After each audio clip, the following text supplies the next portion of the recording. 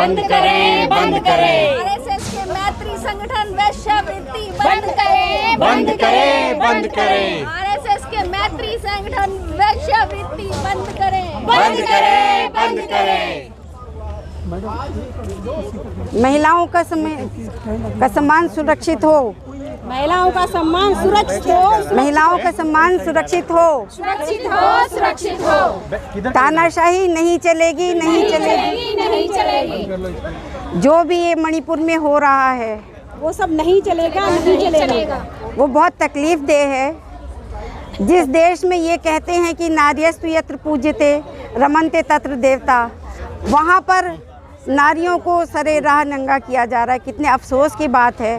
वो भी वो नारी कोई आम नारी नहीं, जिनके पतियों ने सरहद पे जाके लड़ाइयाँ लड़ी हैं देश की सुरक्षा के लिए, उनकी पत्नियाँ इस तरह से आज मतलब बेइज्जत हो रही हैं। बहुत अफसोस की बात है। हम सब महिलाएं बहुत तकलीफ़ में हैं। इस बात को हम बिल्कुल भी हजम नहीं कर पा रहे हैं कि ऐसा हमारे देश में कैसे हो रहा है। सरकारें कहाँ हैं, शासन प्रशासन कहाँ है, जो संगठन हैं वो कहाँ हैं, जो आयोग हैं वो कहाँ हैं। ये बड़े शर्मिंदगी की बात है। ये हम लोग मतलब सो नहीं पा रहे, हम कुछ कर नहीं पा रहे, इतने बेचैन हैं। कभी कविता लिखते हैं, कभी आंखों से आंसू बहते हैं। समझ में नहीं आता कि हम क्या करें। हम अपने घर में चैन से नहीं बैठ पाते हैं तो इधर उधर भटकते हैं कि शायद कोई ऐसा व्यक्ति मिले जो हम ये सुनिश्चित कर पाए कि मतलब हम जो है हाँ खड़े होते हैं, हमारे साथ चलो, आप इकट्ठा हो, हम आप सबके साथ चलने को तैयार हैं। एक अकेला चना बाहर नहीं फोड़ सकता, तो हमें और लोगों की भी ज़रूरत है। हम आपको एक कविता सुनाते हैं जो हम कहते हैं कि आंकड़ों में आधी आबादी, भागीदारी में न गणे। हमारी महिलाओं की भागीदारी सुनिश्चित हो, हमें सम्मान अधिकार मिले, समान स्थान मिले। और मैं बताऊं, हर पल हर जगह हर किसी से अपमानित हुई, सरे राह नग्न हुई, कौन आया उसे बचाने, किसने ढाका उसका नग्न शरीर। वो अकेली थी, अकेली है, अकेली ही रहेगी।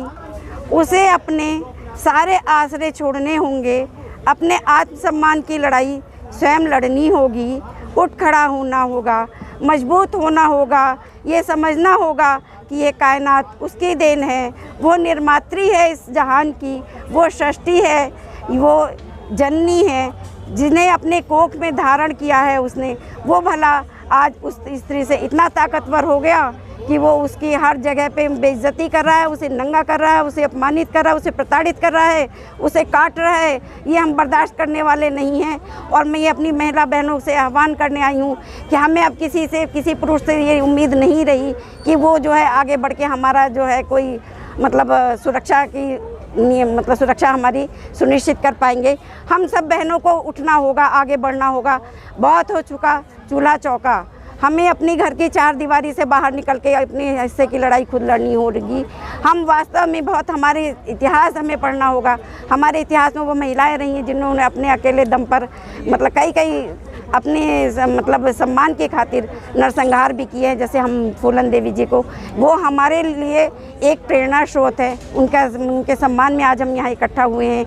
हम सबको ये मतलब वचन लेना होगा कि अब जो है हम अपनी सुरक्षा हम स्वयं करेंगे। ये सुनिश्चित करें कि अब हमारे साथ में, हमारी बहन बेटियों के साथ में कोई भी अन्याय ना होने पाए। जय भीम, नमो बुद्धाय, जय संविधान। अब आपसे मेरा कुछ सवाल है। सवाल ये है, अभी आपने वीरांगना फूलन देवी का नाम लिया, जिन्होंने 21 ठाकुरों की हत्या की थी और बाद में सियासी षड्यंत्र रचने के बाद में लोगों की भावनाएं उद्वेलित की गई है। एक जाति विशेष को निशाना बनाया गया और उसके बाद में उनकी भी इसी अशोका रोड पे शेर सिंह राणा ने हत्या कर दी। न इस वक्त जो कुछ दौर चल रहा है, देश में एक नारा लग रहा है, आपने सुना होगा, सबका साथ सबका विकास।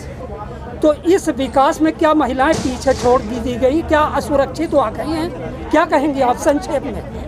मैं तो किसी भी ऐसे मतलब नारों में विश्वास ही नहीं रखती हूँ, क्योंकि मैं मतलब खुली आंखों से अपने खुले दिमाग से देख पा रही हूँ। ये लोग जो कहते हैं वो करते ही नहीं हैं। ये सिर्फ और सिर्फ झूठ बोलते हैं। झूठ बोलो और इतनी शिद्दत से बोलो कि वो सच लगने लगे। झूठ बोलो कि और इतनी बार बोलो कि कान अभ्यास हो जाए उस झूठ को सच मानने लगे। सिर्फ इसके अलावा कुछ नहीं होता। सब में इतनी इस हद तक मक्कारी है कि इतने गंदे और घिनौने लोग हैं जो अगर मतलब आप वहाँ पर आपने सब जिसने भी वोट दिया उसमें महिलाएं भी थी, हमारे पुरुष भी थे, हमारे बच्चे भी थे जिन्होंने वोट दे के बड़े मतलब उम्मीदों से आपको वहाँ तक पहुँचाया था। लेकिन आपने हमें बहुत निराश किया है। हम बहुत शर्मिंदा हैं आप सब पे कि आपने अगर मतलब नहीं अगर सुरक्षा आप सुनिश्चित कर पाते तो आप कुर्सी छोड़ दीजिए। बहुत ज़ोरदार तरीके से एक और नारा दिया जाता है, बेटी बचाओ बेटी पढ़ाओ। बेटियां क्या वाकई असुरक्षित हो गई? ये किन बेटियों के लिए नारा दिया जा रहा है? ये किन बेटियों के लिए, ये किसी के लिए नारा नहीं, ये सिर्फ वोट लेने के लिए, गुमराह करने के लिए नारे मतलब सृजित किए गए हैं। कभी जब से ये सरकार आई है तो उसमें तो बेटियों से हद दर्जे का किसी भी उम्र की महिलाएं हो, 4 महीने की बच्ची है, 4 साल की बच्ची है, 40 साल की मतलब कोई महिला है या 60-70 साल की महिलाएं आज सुरक्षित नहीं हैं। तो आप ज़बरदस्ती में बंद करिए झूठ बोलना, ये झूठ प्रसारित करना बंद करिए। हमें आपसे किसी भी तरह का कोई आश्वासन नहीं चाहिए। अब हम अपनी लड़ाई खुद लड़ेंगे। मणिपुर में 4 मई को एक घृणित तरीके से बलात्कार होता है नग्न परेड के बाद, और उसके बाद में 78 दिन की खामोशी। फिर वो शख्स जेल की सलाखों के पीछे डाल दिया जाता है जिसने ये वीडियो वायरल किया था। दोबारा भी एक करंट में वीडियो आ रहा है जिसमें बलात्कार के बाद में एक महिला के चेहरे पर गोलियां मारी गई हैं, चेहरे पे। क्या कहेंगे आप सच बताइए, ऐसी तस्वीरों को? आज तक जितनी भी वीडियो आई मैं तो देखा ही नहीं, मैंने कुछ नहीं देखा, बस जो इधर उधर से सुना है। देखने की क्या, सुनने की भी हिम्मत नहीं, कैसे मैं देख नहीं सकती उसको। और लोग उस मतलब इतने घिनौने कृत्य को करते हैं। दूसरी बात, आखिर वो भी तो किसी मतलब महिला ने किसी ने पैदा किया, वो अपने घर लौट के जाते हैं। वो महिलाएं कौन होती है जो उन्हें अपने घर में घुसने देती हैं? महिला सबकी इज्जत एक सी होती है। और जिस हद तक ये बदतमीजी हो रही है, आखिर वो सोचते क्या है?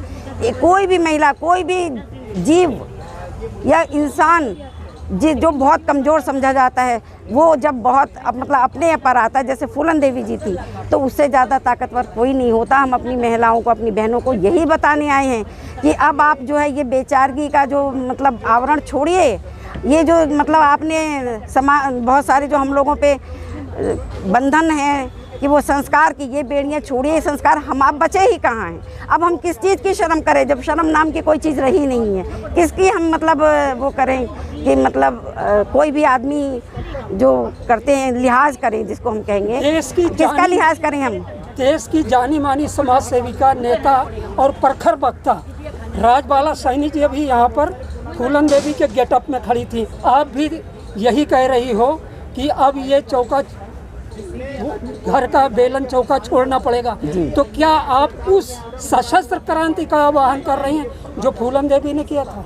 बिल्कुल, अगर ज़रूरत पड़े, अब ज़रूरत है, जो हाथ मतलब हमारी बच्चियों के नहीं है कि मतलब जो वर्तमान सरकार वो सुरक्षा बिल्कुल नहीं, मतलब ही नहीं।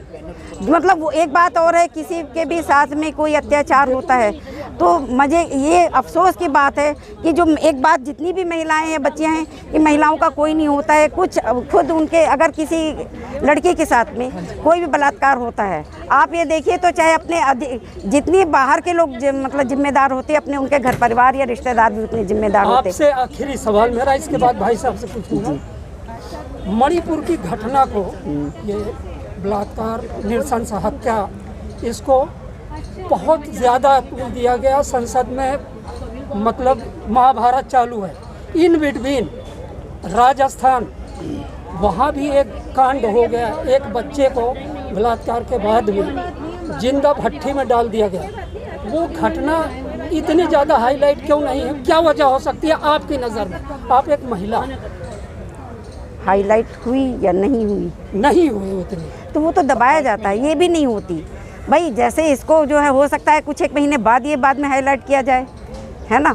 ये तो ये दिखाना चाहते, ये तो हर चीज़ को चुपचाप उसमें रखना चाहते कि पता ही नहीं चले। आखिर ये चाहते क्या? इनकी महिलाओं से इतनी दुश्मनी क्या है क्या ये महिलाओं के पेट से पैदा नहीं हुए? क्या ये महिलाओं के दूध पी के बड़े नहीं हुए हैं?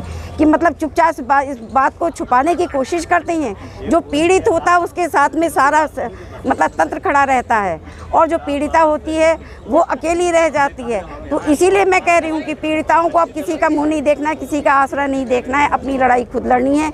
चाहे वो सड़कों पर आए, चाहे वो मतलब संविधान के सहारे लेकर जाए, या फिर अपने मतलब हथियारों से उसे अपनी सुरक्षा खुद करनी होगी। और अपनी बहनों, जितनी भी बहनें हैं, उन सबको एक दूसरे का सहयोग करना होगा। बहुत बहुत शुक्रिया आपका। जी सर, आपका नाम?